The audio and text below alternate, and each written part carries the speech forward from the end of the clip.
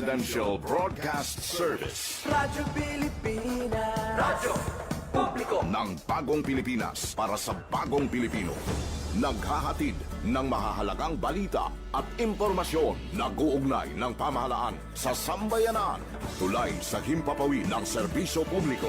Radyo Pilipinas. Radyo Publiko. Ang boses ng Pangulo. Sa Iloilo, Radyo Pilipinas. 585 AM. Oras sa Radyo Pilipinas, Philippine Standard Time, las 9:18 sa aga.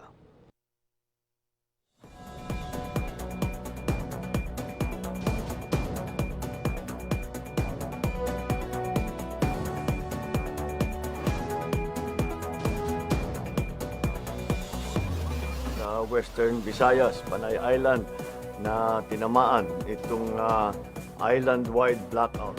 Ang pagsulod mo gid sa Maasim watershed. Pinaka-purpose nila ini para sa operation nato. We have that in collaboration with the Department of I am Health. again standing up. Mapiktahan ang ila freedom of expression. Sa Office of Civil Defense naman po. Balita, issue, kag iban pa. Diri sa Radyo Pilipinas. Radyo Publiko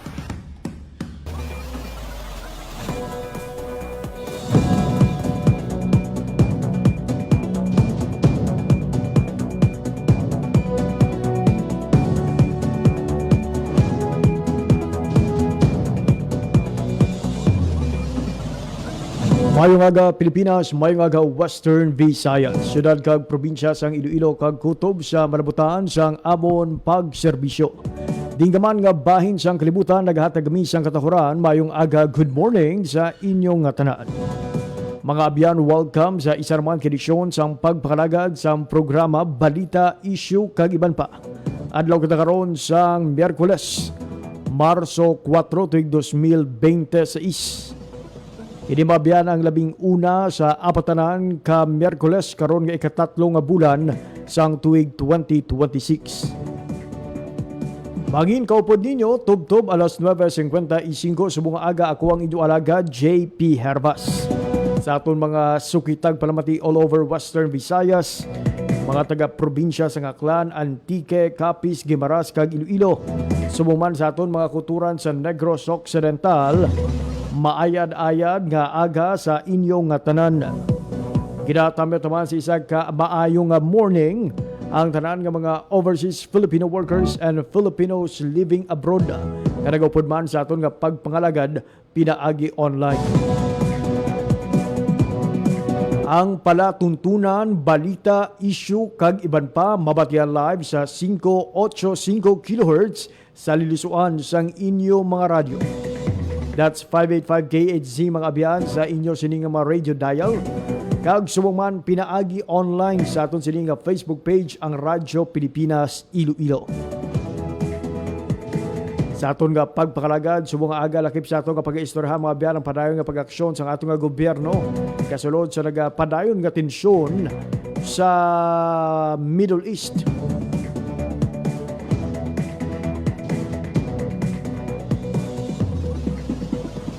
Nagpalabot sa mga pahayag ang aton sining presidente angot sa iya sining pagpasiguro nga nagabantay ang aton sining gobyerno sa nakahimtangan sang aton nga mga kauturan, mga kababayan nga yara subong sa Middle East nga posible apektado sang tensyon sa tunga sang US, Israel, Iran.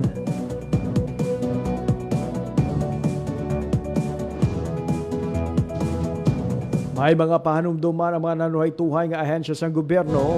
Lakip na dari mga abyan ang pagpauntat sang pagpalapta sang mga fake news online.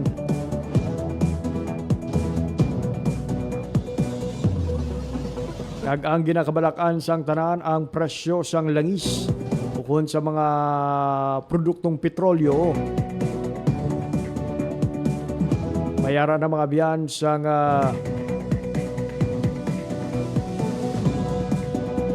aksyon ng aton sining nga kamera kasunod sa nangin apelasyon ni Presidente Ferdinand R. Marcos Jr. nga nagapangabay mga biyan sa aton sining nga kongreso both the lower house and the upper house ang Senate kagang Kamara nga hatagan siya sang gahom nga mapanubo ang excise tax sa langis.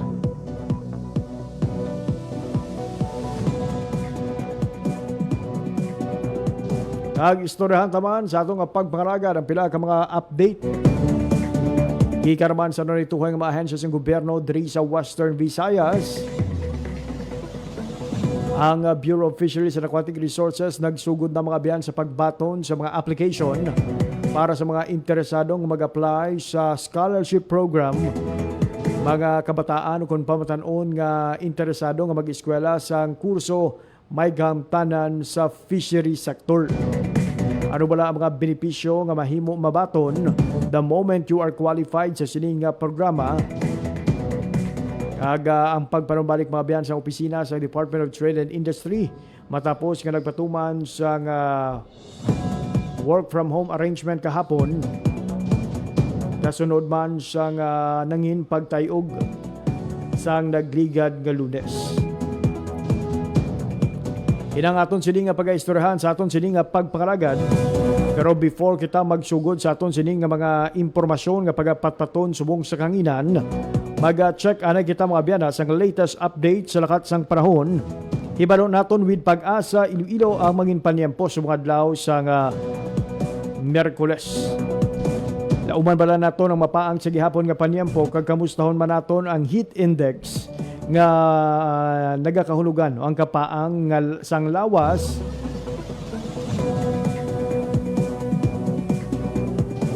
kasunod man sang pagsugod na o sang amat-amat nga pagsaka sa aton sining mataas nga kung mainit nga temperatura.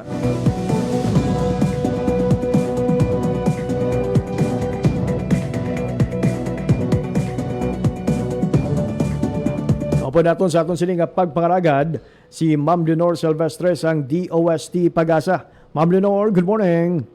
Hi, hello, good morning. Muna ang ating latest weather update para sa karong adlaw Wednesday, March 4, 2026. Northeast monsoon nag-aapekto sa may extreme northern Luzon. Kag easterlies nag-aapekto sa nabilin nga bayan sa Pungsod.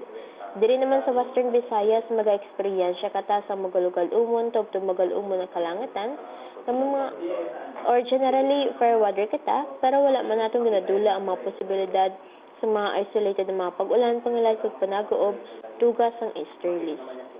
Mahina tubtub makasarangan naman ang hangin naton nga magahalin sa direksyon northeast na magadala sa makanay tubtub makasarangan nga pagbalad sang aton kadagatan. Forecast temperature natin generally nasa 24 to 33 degrees Celsius. Ang adlaw nagbutla kag ng alas 6:03 ang aga kag magatunod ini alas 6 karon sa hapon. Kag muna ang aton latest weather update halin diri sa may Iloilo Doppler Radio Station. Ako si Leonor Silvestre, madamo gid nga salamat. Clarification lang ma'am, ang aton sini nga prevailing weather condition diri sa Western Visayas for today, March 4, magalumon o kung generally fair weather kita ma'am? Generally fair weather magkita ma'am. Sir, I mean. Ayun. Ma'am Leonor, sa mga kauturan naton nga nagabantay no sa forecasted heat index ang Pag-asa, kamusta so far ang monitoring ninyo para sa subong adlaw? Well, sa karon sir, ang aton nga forecasted maximum heat index ay yara sa may 39 degrees Celsius, sir. 39 degrees Celsius. Kaga mga ano oras naton ma'am ginalauman ang peak sang sining mataas nga heat index? Possible, sir, ang ma-experiensya natin ni karon mga 12 to 3 p.m. karon, sir. Ayun. Ang mga heat index, sir. Ma'am Leonor, for your time and information and hatag sa Radyo Pilipinas, madamo gid nga salamat kag padayon. Welcome, sir, kang maayong aga sa inyo silawat. There you have it mga biyan, latest update sa lakat sang panahon gidulong sa aton sang Pag-asa Iloilo. Ang oras sa Radyo Pilipinas Philippine Standard Time, alas 9:27 na sa aga. Radyo Pilipinas. Radyo Publiko. Radyo Pilipinas. So generally fair weather ang mga pangibabaw diri sa aton sa Western Visayas with 39 degrees Celsius sa ginapananaw nga heat index diri sa syudad sang Iloilo ang peak sini mga biyano kung ang posible oras nga magbatsyag kita sang sining tuman kapa ang panyempo ang magasugod alas 12 sa udto tub alas 3 sa hapon. Sa mga kultura naton, especially sa mga may history na nga daan sang almost heat stroke, kaga pagpalangluya mga biyan, bukod siyang kainit siyang panyempo, ginaingganyo namon kamo no, nga kung mahimo, hindi gin magtiner o kung magbulad sa adlaw sa mga amo sini nga oras, kag kung may mga importante nga transaksyon nga kinahanglan gid ang imo nga presensya, make it on earlier nga mga inoras. No? Kung bukas na ang kadtuan mo nga opisina o kung lugar, alas 8 sa aga, better nga iproseso na ini sa alas 8 sa aga. Kag magpauli no? Around 9 or 10 in the morning para hindi pa tanto ka paang o kung hindi pa tanto ka init nga panyempong imo sining mabatsyagan. Alas 9:28 sa aga. Mabiyan sa nasiling ko na kaina padayon ang pagbantay karon sa aton sining national government sa sitwasyon sa Middle East. Kung ginatawag nilang nga gitnang silangan. Ini kasunod sa tensyon nga nagluntad mga biyan sa nagligad nga weekend. Actually kung nabalikan ginaton madugay na ini nga tensyon. But the escalation mga biyan, liwat nga nabatsyagan sa nagligad nga Sabado sang gabi diri sa aton nga pungsod, oras diri sa aton nga pungsod. Pero daytime iniya sa Middle East.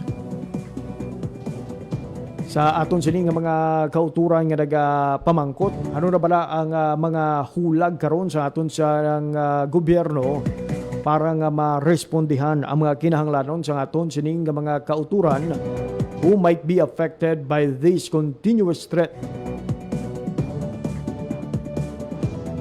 Dala sang pagbinaslanay sang pagpang-atake sang US-Israel versus Iran.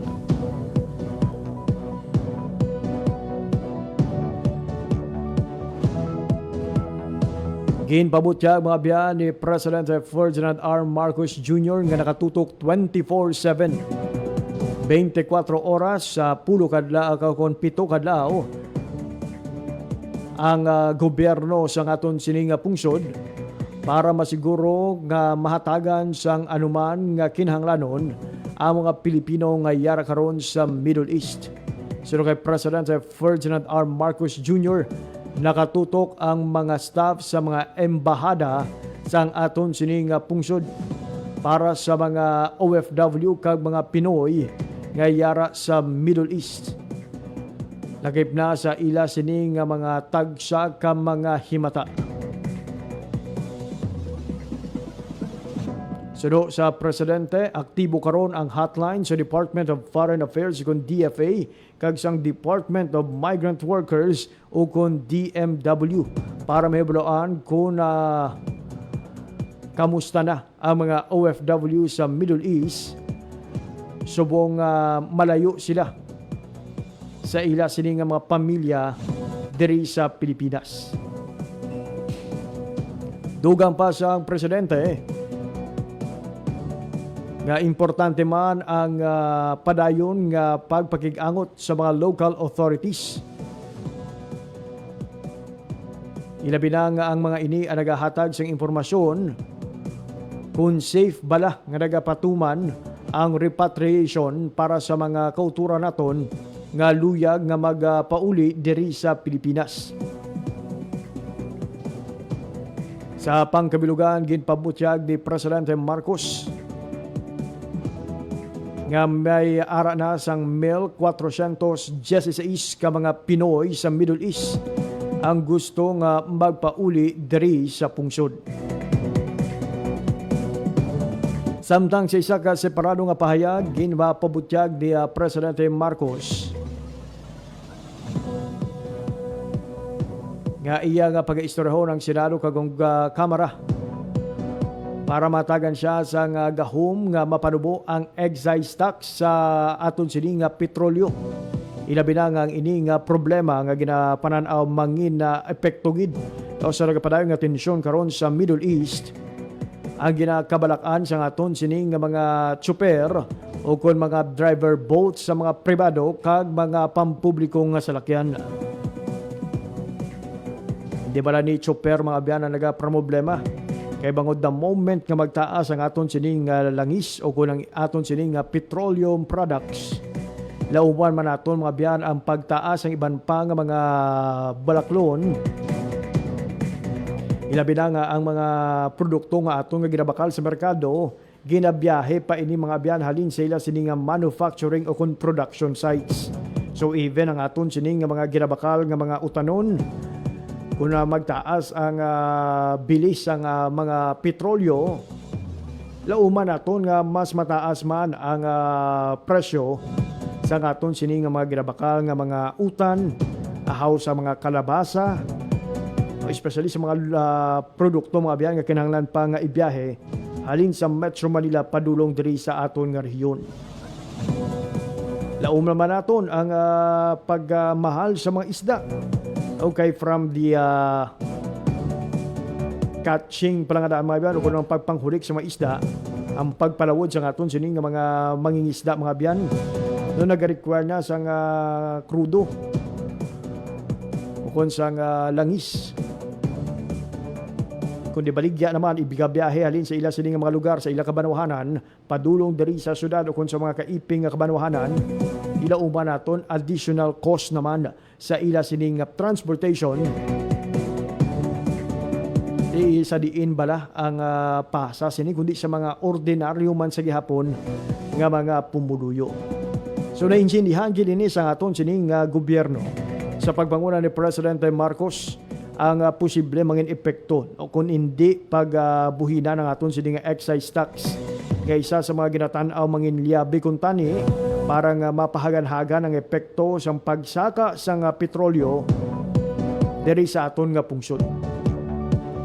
Pero may ara sang kondisyon nga naplastar mga biyan.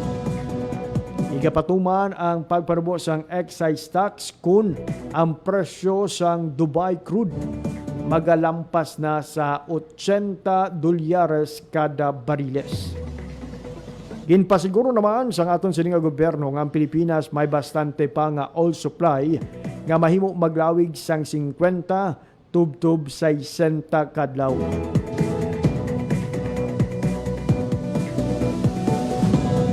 Magapatuman naman sang subsidya sa krudo para sa sektor sang transportasyon kag sa aton sining agrikultura tion nga magdangat na sa $80 ang presyo sang langis kada bariles. Kag siyempre as mentioned, gina-mention man ni Presidente Marcos ang prioridad sang administrasyon ang seguridad sa mga Pinoy nga yara karon sa Middle East. Kagagin pabutyag man sini ang iya sini nga paglaom kag parawagan para sa isa ka ceasefire. Inmanduan man sang presidente ang tanan nga mga opisina sang gobyerno nga magpatuman sa mga tikang kag mag-ubra sang mga pamaagi para nga makatipid anay sa paggamit sang kuryente. Samtang speaking of excise tax mga biyan, Balita Nasyonal. lunsay nga nagpabutyag sang suporta ang mayorya kag minorya sa Kamara sa parawagan nga suspindihon o kun buhinan ang excise tax sa langis sa tunga sa nagapadayon karon nga tensyon sa Middle East kag epekto sini sa presyo sang mga balaklon. Formal nga file kahapon mga biyan sa Ways and Means or New Ways and Means Committee Chair Miro Kimbo ang House Bill 8257 para hatagan sang gahom ang presidente nga suspendihon o kung panubuon ang excise tax sang petrolyo sa tion nga may krisis sa ekonomiya. Sa dalom sang sining hagda mga biyan mahimo nga pauntat ang pagpatuman sang tax kung ang Dubai crude oil ang magadangat sa $80 kada bariles. Sa sulod sang 3 ka bulan o kung may deklarasyon sang national emergency. Ang suspensyon mga biyan ang ginalauman nga magalawig sang tubtob 6 ka bulan para hindi malubog sa utang ang pondo sang aton sini gobyerno. Mahimo man ini nga palawigon pa pinagi sa joint resolution halin sa Kongreso basta hindi man maglapaw sang isa ka tuig. Nagpabutyag man sang suporta si Minority Leader Marcelino Libanan sa paghatag sang emergency powers kay Presidente Marcos Jr. para dulaon anay ang excise tax sa aton sininga petrolyo. Sunod kay Libanan mga biyan kinahanglan sa madasig aksyon para nga mabuligan ang mga tsuper, mga mangunguma, ka mga magagmay nga negosyante nga maigo sang taas presyo sang sining nga petrolyo. Dugang pa sang mamalida nga handa ang minority bloc nga makipagbuligay para masiguro nga ang gahom nga ini ang magamit lamang para sa interes sang kada pamilyang Pilipino. Samtang magluwas sa presyo sang petrolyo mga biyan, ginabantayan man karon sang aton nga presidente ang bayluhanay sang peso kag dolyar. Balita Nasyonal. Sa tunga sa nagapadayon nga kinagamo sa Middle East, ginpabutyag ni Presidente Ferdinand R. Marcos Jr. nga isa ang peso-dollar exchange rate sa ilaman nga ginabantayan. Suno sa Presidente, sigurado nga may epekto ang exchange rate sa dolyar remittances kaya ginapadala sang aton nga mga overseas Filipino workers o kun mga OFW diri sa Pilipinas. Dugang pa niya, hindi pa mapaktan kung ano ang mangina kahinatnan sa balanso sang piso kag dolyar, subong hindi man mahibaluan kung ano kalawig ang kinagamo sa Middle East. Pero kung pagabasihan ang nauna nga pahayag sang Amerika, posible nga maglawig sa 4-5 ka semana ang ini nga kinagamo. Pero nagalao mga ton nga presidente nga hindi magdangat ang sa malawig nga tion ang inaway sa Middle East. Nagapati ang presidente nga mas maayo nga hindi na pag-istoryahan ang mga numero kag kung ano kalawig pa ang ini nga kinagamo. Importante mabiyan sa karon padayon ang pagplano sang aton nga gobyerno.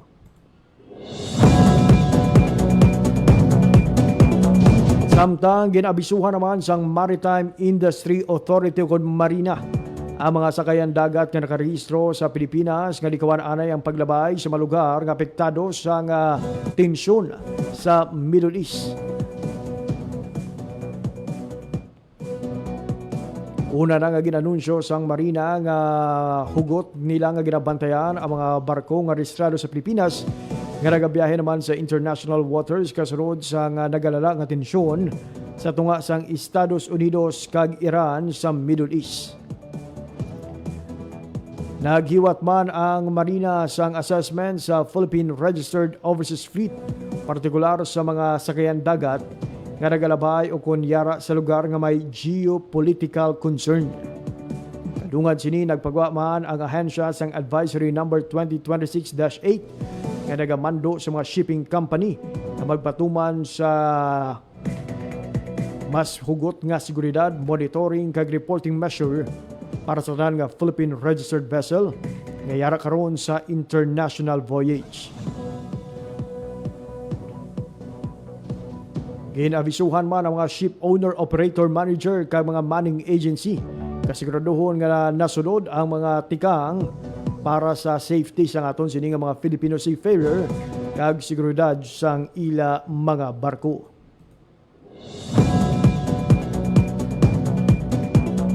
Samtang ang aton sining National Electrification Administration may abiso man mga biyan sa mga energy o kon rural electrification sector. Ni mga electric cooperative mga biyan nga naga-serbisyo man diri sa aton sining mga rehiyon ang ginabisuhan sa National Electrification Administration NIA nga magpatuman sa mga tikaang para makatipid sa enerhiya. Suno sa NIA, sabat ini sa nanging direktiba ni Presidente Ferdinand R. Marcos Jr. kag sa posible epekto sa padayong nga tensyon sa Middle East, partikular mga biyan sa worldwide supply sang langis kag sektor sang enerhiya. Una na nga ginmanduan ni Presidente ang tanan nga mga opisina sa gobyerno kabag patuman sang energy saving measure kag nagpanawagan man ini sa publiko nga magigbuylog mga biyan sa pagtipid sa konsumo sang kuryente. May kang tanan sini ginmanduan ang mga electric cooperative nga magpagwa sang ila sini tagsa ka advisory para sa ilang mga member consumer owners kon MCO para hingyoon ang tanan nga magbuhin man sa pagkonsumo sang kuryente. Daw kabudlay gid sining pangabay no. Especially nga ti sa subong perte pa kainit yung mga kauturan naton nga gusto nga gamit lang kung tani sa mapamaypay daw aragoy man kay sa sobra kapaang sa subong. Bisan electric fan gani daw hindi kasarang. Pero again mga biyan ha, very very urgent ang ining panawagon sa aton sining nga gobyerno. Kung kaya naton nga i-minimize ang pag-consume sang kuryente. Magpangitaan ay kita sang pamaagi. Kay for sure timbuok man mga biyan no, ang presyohan ay sang aton sining kuryente in the next days.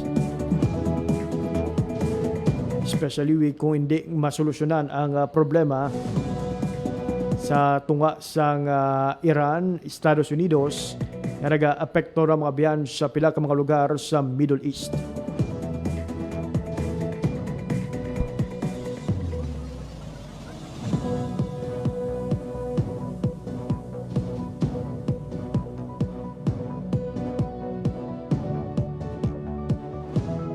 Samtang ang Department of Social Welfare and Development o DSWD ang nagpabutyag mga biyan sang ila kahandang maghatag sang comprehensive assistance para sa mga overseas Filipino workers o OFW kag ila mga pamilya sa tunga sa nagalala nga tensyon sa mga airstrikes sa Middle East. Sandigman sa nanging direktiba ni Presidente Ferdinand R. Marcos Jr. ginkumpirma ni DSWD Secretary Rex Gatchalian na nagapag-angot na sila kay Department of Migrant Workers o kung DMWD Secretary Hans Leo Kakdak para masiguro ang isa ka whole-of-nation approach para sa mga posible i-repatriate o kung papulion sa aton sining pungsod. Ginhatagan punto man sang Tiglikom nga yara karon sa high alert ang ila sining ahensya kag hugot nga ginabantayan kag nagapakig-angot sa Department of Migrant Workers o kon DMW pati na sa Department of Foreign Affairs o kon DFA.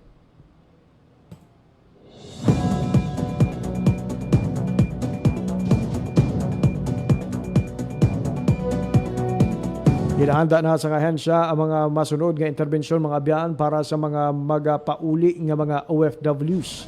Nakip diri ang gilayon nga cash assistance pinagi sa mga programa nga Individuals in Crisis Situation kun AX, specialized counseling kun bulig mahalin sa mga social worker para mabuligan ang mga OFW nga malampasan ang stress kag trauma nga resulta sang sining kinagamo didto sa gitnang silangan.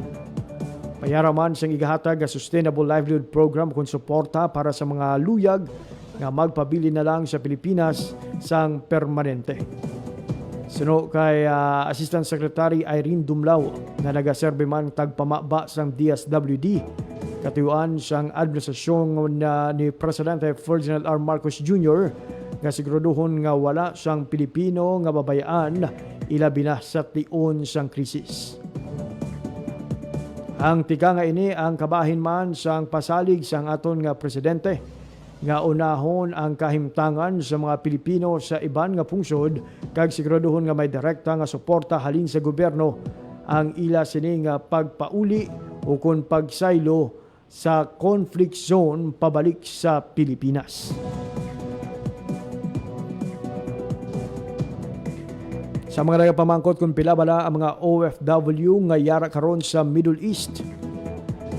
Sandig sa labing ulihing nga report sang aton sining Overseas Workers Welfare Administration, mayara sang 57,486 ka mga OFW gikan sa rehiyon kag Negros Occidental ang nagatrabaho sa Middle East.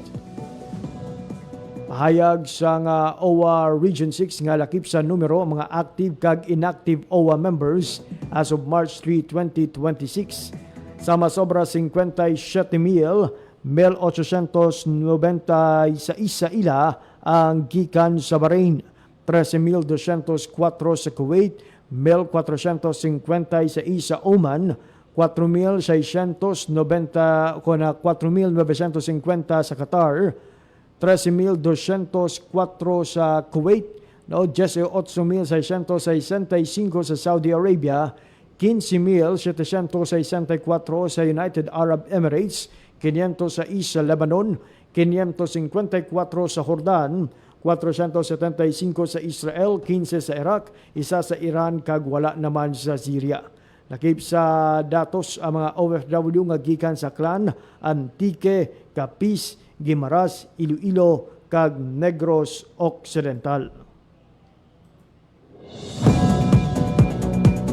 Hayag sa aton sining OWA nga padayon ang ilang talatapan nga nagpabiling nga determinado sa pagsiguro sa proteksyon kag kaayuhan sa mga OFW kag ila pamilya ilabi na sa tunga sang nagakalatabo sa Middle East. Samtang sa nasiling ko na kaina nagapahanumdum ang aton sining gobyerno kag subong man ang Cybercrime Investigation and Coordinating Center batok sa mga peke nga digital content nga nagadugang lang sa stress ang aton sining nga mga overseas Filipino workers kung OFW kag ilang nga mga pamilya sa tunga sang tensyon sa Middle East.